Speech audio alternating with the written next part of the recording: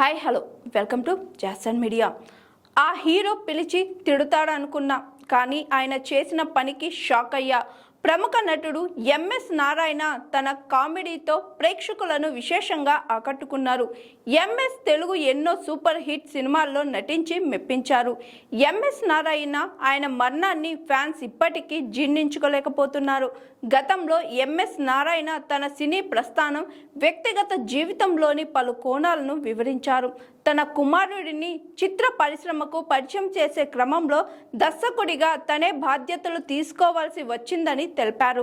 ఇతర దర్శకులు తన కుమారుడిపై నమ్మకం చూపలేకపోవడంతో, తన బిడ్డ సామర్థ్యంపై తనకు పూర్తి విశ్వాసం ఉండడంతో తనే దర్శకత్వం వహించినట్లు పేర్కొన్నారు. ఆర్థిక స్థిరపడిన తరువాత భగవంతుడు ఇచ్చిన సంపదలో కొంత ఖర్చు చేసి సినిమా తీశానని, ప్రమోషన్ సరిగ్గా లేకపోవడం వల్లే సినిమా విజయం సాధించలేదని, తన దర్శకత్వం లోపం కాదని స్పష్టం చేశారు. ఈ సినిమా టీవీలో దాదాపు 50 సార్లు ప్రసారమైందని అన్నారు. ఆ తరువాత భజంత్రీలు చిత్రానికి దర్శకత్వం వహించే అవకాశం వచ్చినా కొన్ని సాంకేతిక సమస్యల కారణంగా ఆ ప్రాజెక్టును వదిలేసేయాల్సి వచ్చిందని తెలిపారు. అలాగే సహ నటులను అనుకరించడం లేదా సెటైరికల్గా చూపించే ప్యారడీ పాత్రల గురించి మాట్లాడుతూ తాను వాటిని పూర్తిగా ఆస్వాదిస్తానని అన్నారు. ఒక నటుడిగా దర్శకుడు చెప్పిన పనిని చెయ్యడం తన బాధ్యత అని, అంతకు తాను ప్రతిఫలం పొందుతున్నానని చెప్పారు.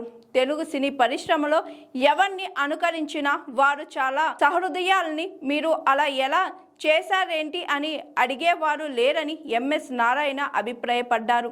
తన పేరడీ చూసి సూపర్ స్టార్ కృష్ణ తిట్టేవారేమో అనుకున్నా, కానీ ఆయన ఎంతో మెచ్చుకున్నారని, అల్లు రామలింగయ్యలా నవ్వుతావు అని విజయ నిర్మల గారిని పిలిచి చెప్పారని గుర్తు చేసుకున్నారు. భవిష్యత్తులో ఒక విలన్ పాత్ర పోషించాలనే ఆశ తనకు ఉందని తెలిపారు. తనను బాధించిన సంఘటనల గురించి ప్రస్తావించగా, తనకంటే చిన్నవారైన బంధువులు ముందుగా మరణించడం చాలా బాధాకరమని అన్నారు. 10 మంది తోబుట్టువుల్లో చివరిదైన తన చెల్లి మరణం తనను ఎంతో కలిచివేసిందని తెలిపారు. అప్పుడు తను చిన్న టీచర్గా చాలని జీతంతో కష్టపడేవాడినని గుర్తు చేసుకున్నారు. ఆ సమయంలో తన చెల్లికి ఆర్థికంగా ఏమీ ఇవ్వలేకపోయానని, ఇప్పుడు బ్రతికి ఉంటే ఎంతో ఇచ్చేవాడినని భావిస్తున్నాడని ఎంఎస్ నారాయణ ఆవేదన వ్యక్తం చేశారు.